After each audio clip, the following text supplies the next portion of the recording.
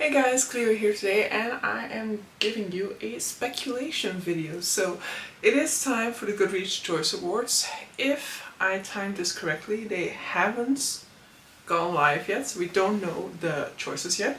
And I'm going to talk through some of the books that I think have a chance of ending up in the fantasy category, my predictions about what would win, and kind of like some of my thoughts about them. But you know, I have not read too many 2022 releases neither, so definitely we'll be talking about books that I haven't even read yet within this video as well.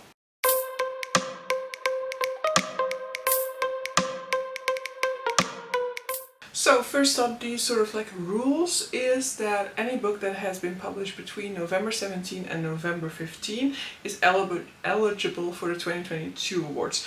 Don't know whether it's looking at US publication dates or UK publication dates, or whether both of them would be eligible. But in any case, it gives us more or less of a time frame to look at. It also means that one book is like a potential, because I'm not entirely sure whether they mean that November 15 is included, for example, or whether November 15 would be for the next installment of the Goodreads Choice Awards. The Goodreads Choice Awards is basically a community-led prize, so to speak. Goodreads kind of compiles its data in some way to come up with the original entries into the prize, and then everybody who is on Goodreads can vote on what they consider to be the best books of that year, and then we get a cut later on, and eventually we get around to a finalist or a winner. Now, the Goodreads Choice Awards is notorious for being a popularity contest. There are no requirements for people to read every book within a category in order to determine what the best book is, so a lot of times the books that will win will be the ones that are most widely read, or by authors who are most widely read or most popular. So you don't have to have read a book in order to be able to vote on it, and a lot of times we see this happening where the amount of votes surpass the amount of people who have actually read the book that wins. Now, even though it's a popularity contest, I like checking it out every single year. I like to see what is included in the selection, and I would actually like a little bit more transparency when it comes to the selection. I'm not entirely sure whether it really is like the books that have been read the most in the genre, or the ones that have like the highest rating so far. I would like a little bit of a understanding of exactly how they come up with the ranking, but because it usually seems to have multiple subgenres of a specific overarching genre within the selection, and I think if it would be just based on popularity, then you wouldn't have as much variation as, for example, we saw last year in the fantasy subcategory. But so first of all, let me talk about the ones that I expect to be there, the ones that I am not even doubting will be there. And so the first book that we mentioned, and one of the big contenders immediately, is the second book in the Crescent City series, House of Sky and Bread by Sarah J. Maas. Now, this book, it's an interesting entry, because at the beginning of the year, when I knew that there was gonna be another Sarah J. Maas coming out this year, I was like, this is gonna win, you know, there's no competition. This is like almost impossible to beat, just because of its very wide and loyal fan base. And so last year it was pretty damn sure that she was gonna win, which she did. And so a second book in that same series coming out this year, it was almost a given that it's gonna win. However, it does have a bad reception. I've seen a lot of people who were disappointed by it. However, I don't think that will automatically influence the way that they vote. You know, if you are loyal to the author of Sarah J. Maas, you might still be like, okay, it's disappointing for a Sarah J. Maas, but it's still a Sarah J. Maas, so it's still one of the ones that I enjoyed the most. Aside from that, there's definitely also the possibility for a lot of these Sarah J. Maas voters that haven't read it yet, or a lot of them that did really love them. When it comes to the Goodreads Choice Awards, I don't necessarily think that disappointment in the readership will automatically lead to less votes. If the name is big enough, then there's still a very big chance. So I definitely think that she's still one of the front runners for this year's Goodreads Choice Awards, but it might be a little bit more interesting this year. The fact that I saw so many disappointment about this book online might mean that somebody else is going to take her place. And the most likely candidate for that, in my opinion, regardless of the bad reception of Sarah J. Maas, is Fairy Tale by Stephen King. A Stephen King book in the fantasy category means that everybody else needs to watch out, because Stephen King is one of these vote magnets. His name in any category almost automatically means that people will vote for him. He writes books amongst different genres, and his following from one genre might not necessarily be interested in reading his book in another genre, but they will still have that loyalty to the name Stephen King and will still vote for Stephen King as a consequence. You know, Stephen King just has a big back catalog, a catalog that stretches across multiple decades, across multiple genres, and so there's just a bigger likelihood for people to have read one of his works already in the past, and as a result, if anybody is looking through these categories and trying to find things that they can vote on because they want to be part of the Goodreads Choice Awards, they might be like, ooh, a Stephen King in the fantasy category. Yeah, I haven't read it, haven't read any of his fantasy yet, but I like this one horror book that I read by him once, and so they'll vote for him. So Stephen King is always a front runner in whichever category he ends up in, and with fairy tale in the fantasy category, I think he stands a pretty good chance. I've also seen quite a lot of people who already read it online who have really loved their experience with it, so that will also kind of enforce this voting behavior. If somebody's a little bit more invested in the bookish community, and so they might not have read it themselves, but they'd be like, okay, it's Stephen King, I like Stephen King, and I've seen good new things about it, so let's just vote it through. I personally have read Fairy Tale by Stephen King, but I've also DNF'd it. And I'm definitely not alone in that. There are definitely more than enough people I've seen read it, be bored by it, put it down or push through, but then saying that it wasn't really worth it. I definitely don't think it's one of his stronger works, but it definitely will always appeal to some people as well. But so yeah, if I have to put money down at this point in time about who's going to win the Goodreads Choice Awards fantasy category, it will be Stephen King. Third book that there wasn't any getting around this year was Babel by R.F. Kuang. So I'm definitely expecting Babel by R.F. Kuang to be on there. However, I don't know how big its impact is gonna be, because yes, if you're on BookTube or on Bookstagram or something like that, then Babel was like a huge deal and like everybody was talking about it. Within the bookish online experience, this book was highly anticipated, like one of the releases of the year more or less. However, we must not underestimate how many people actually take part in Goodreads Choice Award that don't really have an online presence or aren't really invested in online culture. And so for those people, I'm not entirely sure that R.F. Kuang's Babel was on their radar, that R.F. Kuang is even on their radar. I think within the sort of like fantasy community, online community, R.F. Kuang is now really established, but outside of that, I'm not entirely sure that is the case. So in my opinion, Babel is a sure fit for a nomination. It will definitely be on there, but I don't think it will go all the way. So these are sort of like the ones that these are the ones that I'm expecting to be in there, that I'm not even doubting myself about. They will be in there. But let's go through a few that I've personally read and see whether I think that they will make it into this list or not. So first up, one that I read that I would love to see in there is The Final Strife by Sara El-Arifi. I'm hoping that it makes it into it. I don't know whether that is probable or not.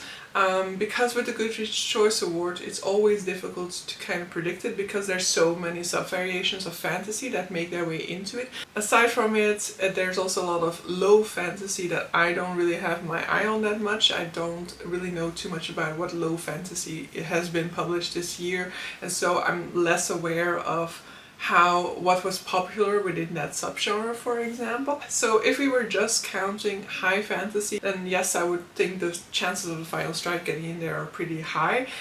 When it comes to fantasy as a whole, I'm less certain, because when it comes to the bookish community, I know that the bookish community definitely was anticipating this book and it definitely was part of the conversation.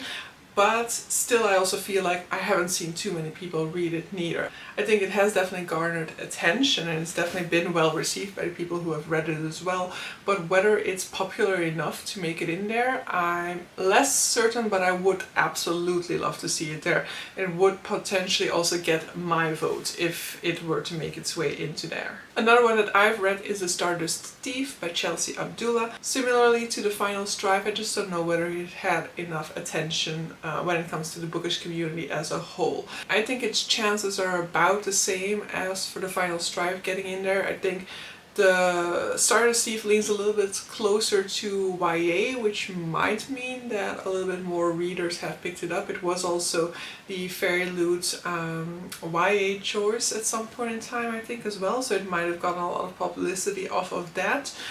So maybe out of the two, I'm actually expecting the Stardust Thief to be in there, but out of the two, I personally would prefer the Final Strife to be in there, even though I enjoyed both of these a whole lot. Another 2022 release that I've read is Netherland Bone by T. Kingfisher, which I actually think stands a fair chance to be in there. T. Kingfisher is a name that's definitely garnered a lot more attention in this year. It's also on the retelling side, and I haven't really mentioned any retelling so far. Another book that I've read this year, which I don't expect to make it on there, is The Discord of Gods by Jen Lyon. So this is the 5th and final book within that series. Later books in the series, I believe the series needs to be really well established for it to make it onto a list like this. And when it comes to A Course of Dragons, I think we're not there yet. We definitely are starting to see a rise of interest within the online bookish community, but I think we definitely haven't made it outside of that yet, and even within the booktube community or bookstagram community, there aren't a ton of people who are up to date on this series yet, I believe. So I don't expect to see it there. I would love to see it there because I absolutely love The Course of Dragons, but I don't think it has enough of a following yet. That is not the case for The Book of Night by Holly Black, which I've also read, and this is an interesting one, because I do think it had a lot of attention at the beginning of the year. A lot of people were anticipating it because Holly Black is a YA author who had a lot of success with her Cruel Prince series, and a lot of people were very excited about her adult debut. Aside from that, it just sounded really interesting. It had this whole sort of shadow magic system that, you know, the vibes for that could have been super atmospheric and really on point. However, its reception has been really, really mixed, and I personally agree with that. I personally also just thought it was an okay, meh sort of book. And so a lot of people, I feel, were put off of reading this book because of the reception, because they were so highly anticipating, and then seeing that people who were highly anticipating it were disappointed by it.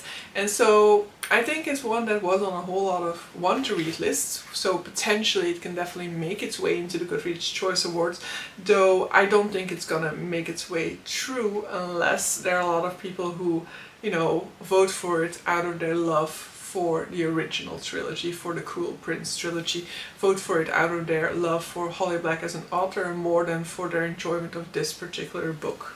I actually think it's a sure nomination. I'm like, there's just this tiny bit of me that's hesitating whether its bad reception led to not enough people picking it up for it to get into the Goodreads Choice Awards, but I'm pretty sure that it's gonna be in there. Another book that I read and that I believe is in the publication window is Jade Legacy by Fonda Lee.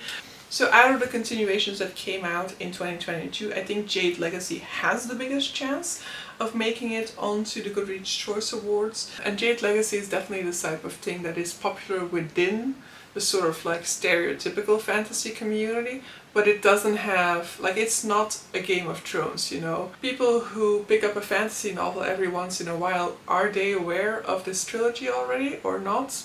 I don't think so. And so I'm also not inclined to put too much expectations into this book reaching the Goodreads Choice Awards. So we've gone through what I've read, I believe, of the 2022 releases, so let's talk about some books that I personally haven't read and but I believe will make it on there. First up, I need to mention one that potentially is not valid for this round, and that is The Lost Metal by Brandon Sanderson. So it is released on November 15, so either that means it's just within the publication window or it just falls out of it. This is a fourth book in a series. Brandon Sanderson is a huge name within the epic high fantasy sphere. But it is also a name that, you know, here in Belgium at least, you ask anybody who is not a fantasy reader who Brandon Sanderson is and they've never heard of him. So his chances are lower because of that, but within people who have an interest of fantasy, The name of Brandon Sanderson has definitely been increasing and increasing. His massive Kickstarter campaign will definitely have also spread the word out within the bookish community, and so I think his chances are always increasing. I would not be surprised to see The Lost Metal on the Goodreads Choice Awards, but I would also not be surprised if it doesn't make it on there. With Brandon Sanderson, I know that I've been shocked way too many times about the neglect, so it would not surprise me if once again this year it does not make it on there. Another one to consider would be Ordinary Monsters by J.M. Miro. This definitely has garnered a lot of attention online recently, however it's also not really been widely read yet, I feel like. So it's definitely a book that fits this season, so it might be getting a lot of attention at this point in time.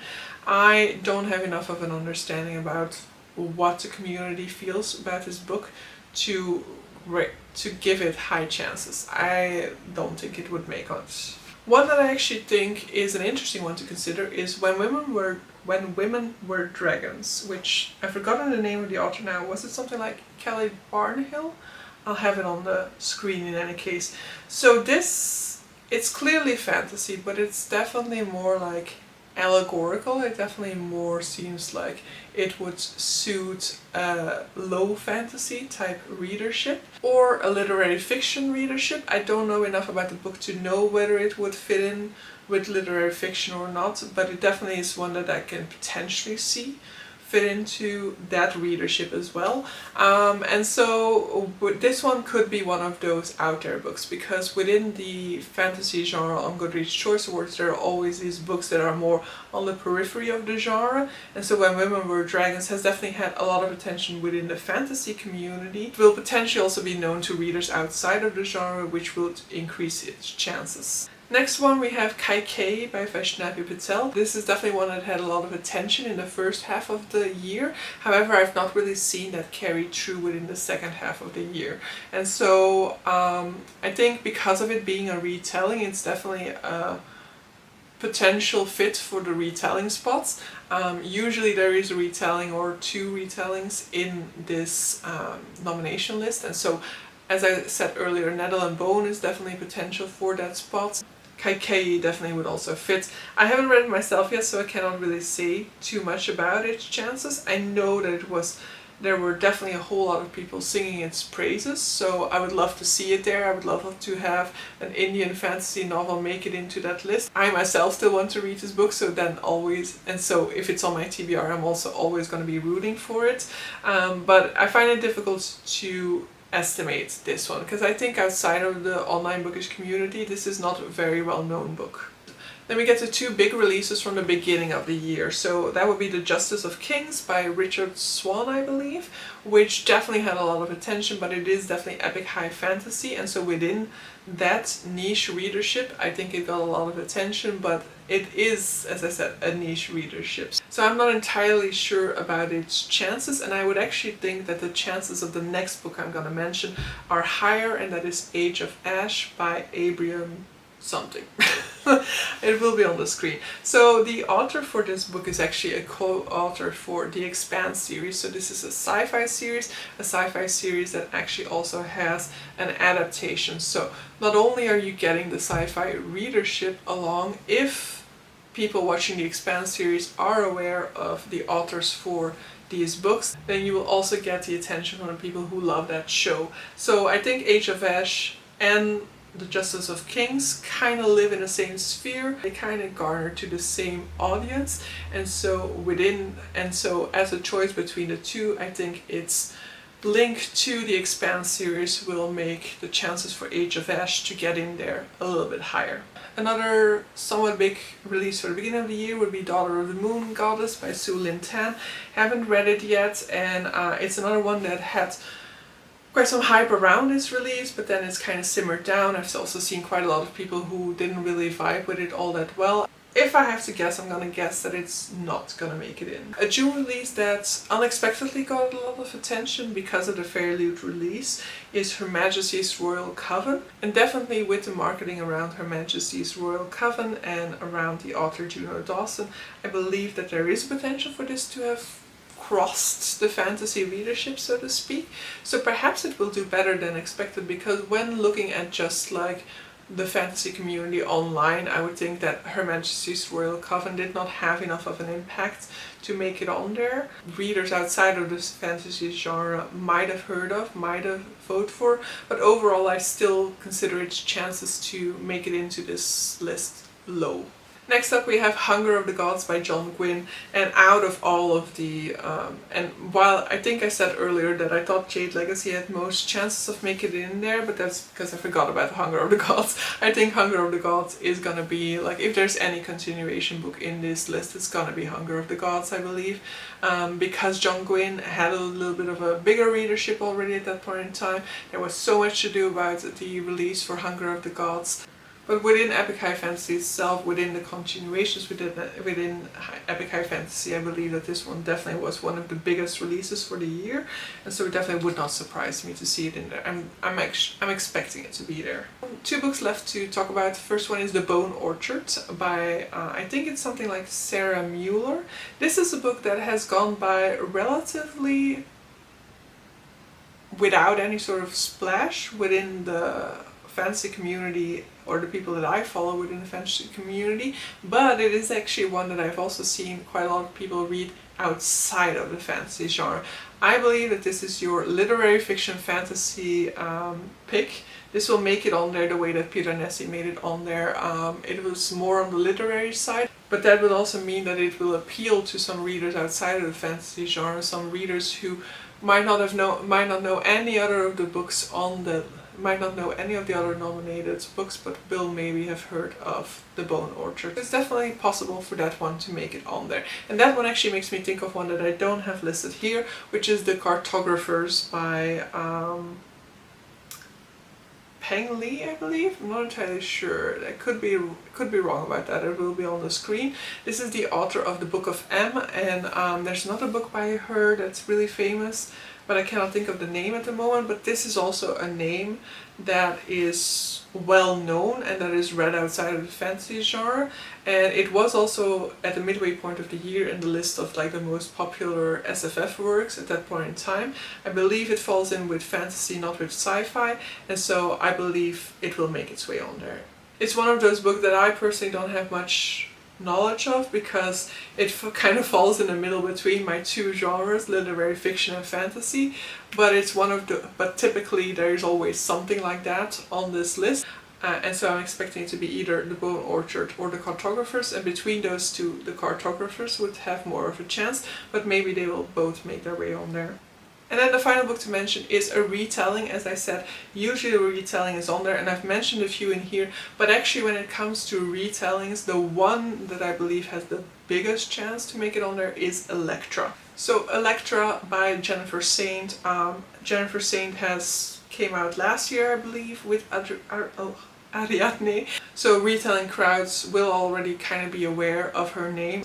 And general fiction and historical fiction readers, for example, might be more inclined to have already read a retelling, for example, compared to an epic high fantasy book or something like that. So it's definitely another one of those fantasy books that will be more likely to have been read by people outside of the fantasy genre, which is basically a success formula for the Goodreads Choice Awards. The more people reading your book, the better. So the more niche a book is, the more niche to a specific readership, the less likely. And so that's kind of my frustration as well with the Goodreads Choice Awards to some extent, because I just want like a lot of epic high fantasy recommendations, and a lot of times there aren't enough for my liking in the Goodreads Choice Awards. So in conclusion, so I've mentioned a whole bunch of books in this video, but in conclusion I'm kind of gonna give you the 10 out of this that I believe are most likely to be on there. I don't remember whether we start with 20 or whether we start with 10. Last year there was not the option to write in a book. I hope they still give that option, because it's at least always very nice to see extra books having made their way into it, and for that opportunity to exist, rather than there being no way for the community to kind of push a book back into the competition. But in any case, I'm just going to keep it to 10 for this list. So what I definitely expect is Fairy Tale, Babel, and House of Sky and Bread, so Crescent City 2. Then, as I said, Book of Night by Holly Black, I'm also really expecting to be in there. I'm gonna put Electra in as my number 5. Number 6, I'm gonna put The Cartographers, Age of Ash. When Women Were Dragons, I still expect to see on there.